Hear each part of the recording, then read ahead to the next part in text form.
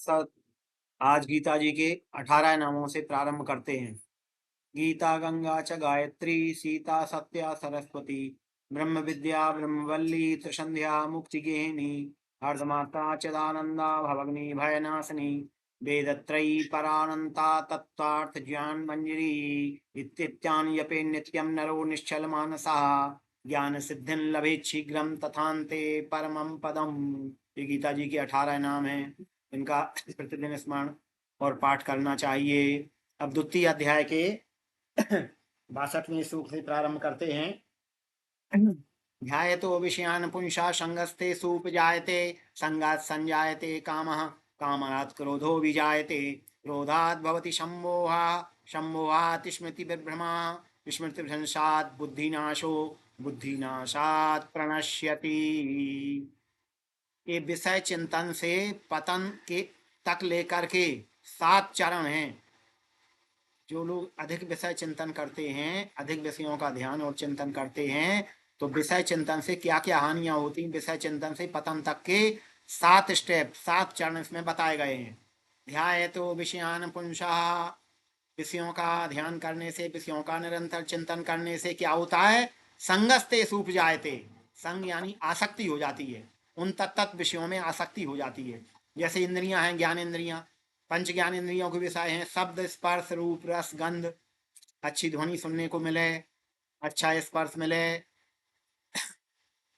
और स्पर्श रूप सुंदर रूप देखने को मिले, रस जिह्वा के लिए विभिन्न प्रकार के सठ रस व्यंजन मिलें, 56 भोग मिलें खाने के लिए, रस और गंध नासिका के लिए सुगंध। इस प्रकार इंद्रियों के, ज्ञान इंद्रियों के 5 विषय हैं। इसी प्रकार कर्मेंद्रियों के विषय हैं। इन विषयों का निरंतर चिंतन करने से उनमें आसक्ति हो जाती है, और आसक्ति से संग यानी आसक्ति हो जाती। तो आसक्ति विषय चिंतन से आसक्ति, और संगात संजायते कामः, काम संग से आसक्ति से फिर और कामना बढ़ती है।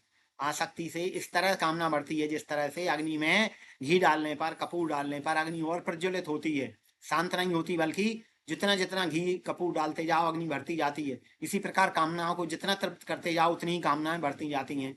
तो आसक्ति के बाद कामना, और कामात क्रोधो भी जायते। लेकिन अगर कामना में कोई विघ्न उत्पन्न हो जाए तो क्रोध उत्पन्न हो जाता है। कामना में जो भी व्यक्ति विघ्न डाले उस पर हमें क्रोध आ जाता है, या कोई भी विघ्न स्वतः आ जाए तो भी हमें क्रोध उत्पन्न हो जाता है। तो कामना से क्रोध, कामात क्रोधो भी जायते, क्रोधात भवति सम्मोहा, और क्रोध से सम्मोह यानी मूढ़ भाव उत्पन्न हो जाता है। फिर व्यक्ति को भले बुरे का ज्ञान नहीं रहता, शुभाशुभ का विवेक का ज्ञान नहीं रहता, विवेक अविवेक का ज्ञान नहीं रहता, अविवेकी हो जाता है पुरुष, यानी मूढ़ भाव को प्राप्त हो जाता है।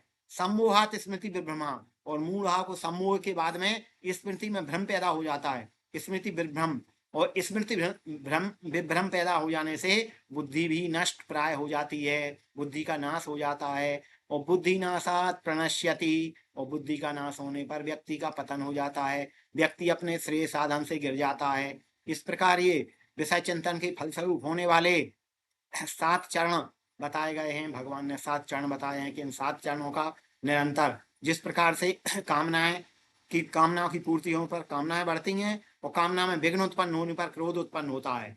तो इस प्रकार से क्रमशः ये चरण चलते हैं, और पूरे 7 चरणों के बाद व्यक्ति का पतन हो जाता है, वो अपने श्रेय साधन से गिर जाता है। लेकिन राग द्वेष युक्तस्तु विषयान इंद्रियश्चरण आत्मवश्य विधेयात्मा प्रसाद अधिगच्छति। राग और द्वेष से रहित होकर, ना किसी में ज्यादा आसक्ति हो, ना किसी से ज्यादा द्वेष हो, राग और द्वेष से मुक्त होकर इंद्रियां विषयों में भी भ्रमण करती रहें, आसक्ति न हो, और इंद्रियां विषयों में जाती रहें, अनासक्त भाव से जाती रहें, और आत्मवश्य विधेयात्मा, और अपने आप को, मन को वश में कर करके व्यक्ति योगी कार्य करे समत्व भाव से, तो प्रसाद अधिगच्छति, वो प्रसाद को प्राप्त होता है। प्रसाद यानी प्रसादस्तु प्रसन्नता, प्रसाद यानी प्रसन्नता को प्राप्त होता है, उसके अंतःकरण में प्रसन्नता हो जाती है अपने आप।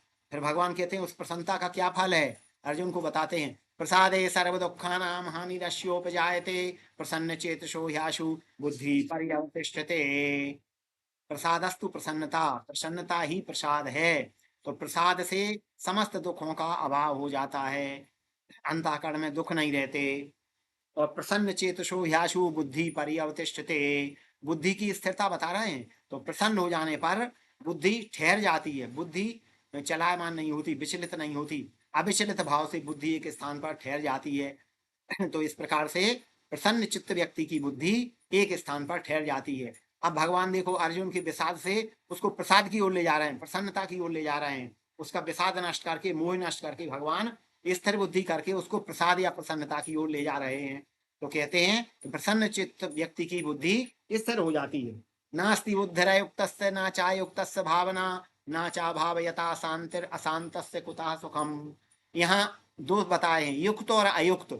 जो युक्त है माने समस्त बुद्धि से युक्त है, और जो समस्त समस्त बुद्धि से अयुक्त है माने समस्त बुद्धि नहीं है जिसकी। तो नास्ति बुद्धिरयुक्त, अयुक्त मनुष्य के पास समस्त बुद्धि होती ही नहीं है, वो बुद्धि से रहित होता है।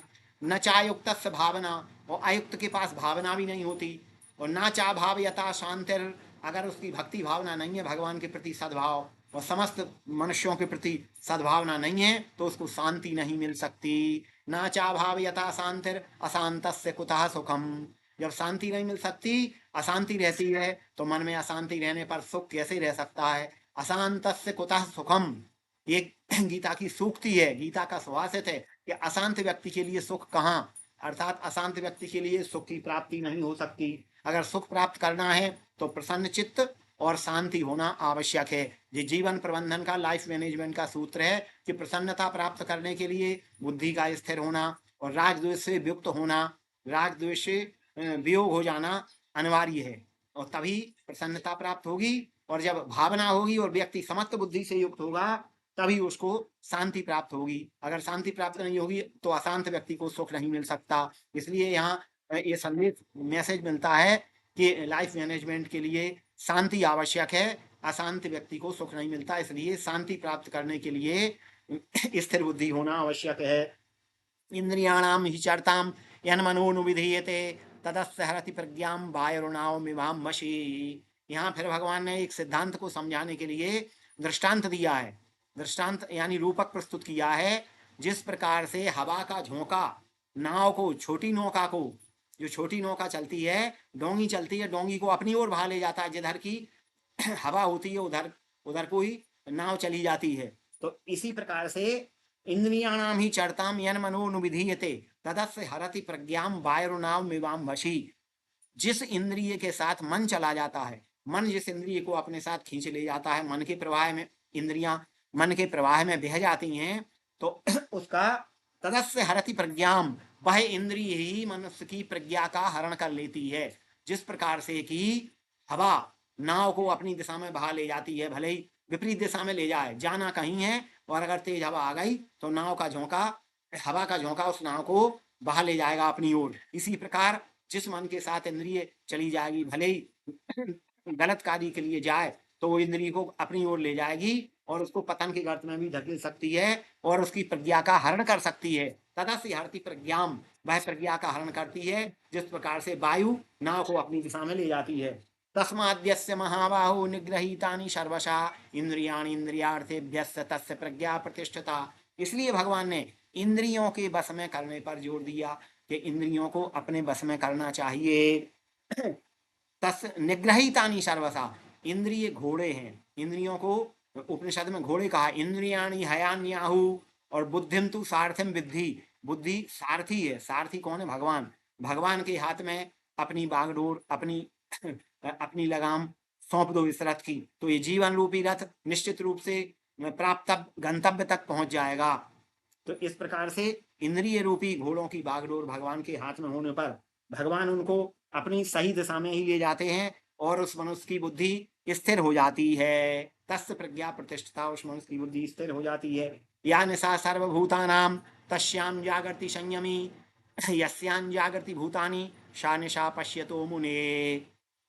अब ये संसारी व्यक्तियों की और जिनकी बुद्धि स्थिर हो गई, ऐसे मुनियों की तुलना की गई है। या निशा सर्वभूतानाम, जो समस्त प्राणियों के लिए रात्रि है, तस्याम जागृति संयमी, उस रात्रि में वो संयमी मनुष्य, स्थिर बुद्धि मनुष्य, मुनि लोग जागृत रहते हैं। और यस्याम जागृति भूतानि सा निशा पश्यतो मुने, और जिसमें समस्त जगत के प्राणी जागते हैं, वह उन मुनियों के लिए रात्रि के समान है।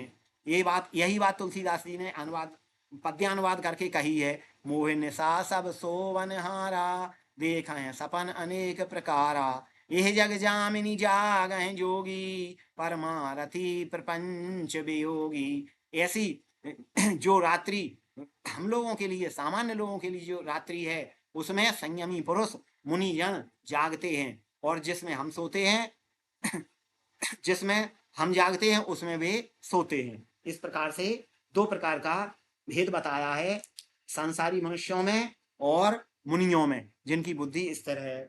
इसके बाद एक उदाहरण फिर देते हैं भगवान।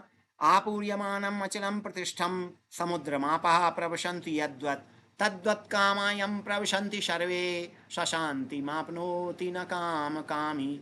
आपूर्यमानम अचलम प्रतिष्ठम, समुद्र कैसा होता है कि उसमें कितनी भी नदियां समाती जाएं, लेकिन समुद्र अपनी मर्यादा नहीं छोड़ता। सागर निज मर्यादा रहा ही, सागर हमेशा समुद्र अपनी मर्यादा में रहता है। कितना भी पानी, उसमें कितनी भी बड़ी बड़ी नदियां आकर समाहित हो जाएं, लेकिन सागर अपनी मर्यादा कभी नहीं छोड़ता। अगर सागर मर्यादा छोड़ दे तो संसार में प्रलय आ जाएगी। इसलिए सागर ज्यों का त्यों रहता है। तो आपूर्यमानम अचलम प्रतिष्ठम समुद्रमापा प्रवशन्ति यद्वत्, भगवान कहते हैं कि समुद्र में जितनी भी नदियां चली जाएं, लेकिन समुद्र अपनी मर्यादा नहीं छोड़ते। तद्वत् कामायम प्रविशन्ति सर्वे, सशांति मापनोति न काम कामी। तो जो निष्काम मनुष्य हैं, उनमें कितनी भी कामनाएं आती जाए, वो उनको सबको आत्मसात करते जाते हैं, लेकिन कामनाओं के वशीभूत नहीं होते। तो सशांति मापनोति, उन्हीं को जो कामनाओं के वश में नहीं होते, उन्हीं को शांति प्राप्त होती है। न काम कामी, और कामनाओं के निरंतर बढ़ते रहने से शांति प्राप्त नहीं होती। जो कामनाओं के अधिक इच्छुक हैं, कामासक्त हो रहे हैं, और कामना में ही लिप्त हैं, कामासक्त हैं, उनको कभी शांति प्राप्त नहीं होती। और जिसके अंदर कामना है, समुद्र की लहर पानी की तरह आत्मसात कर लेता है जो व्यक्ति अपने हृदय में, उसी को शांति प्राप्त होती है। ये भगवान ने 70वें श्लोक में कहा। अब 2 श्लोक जो सारभूत हैं, वो हम कल प्रस्तुत करेंगे, उनका विमर्श कल होगा। ओम श्री कृष्णार्पणमस्तु।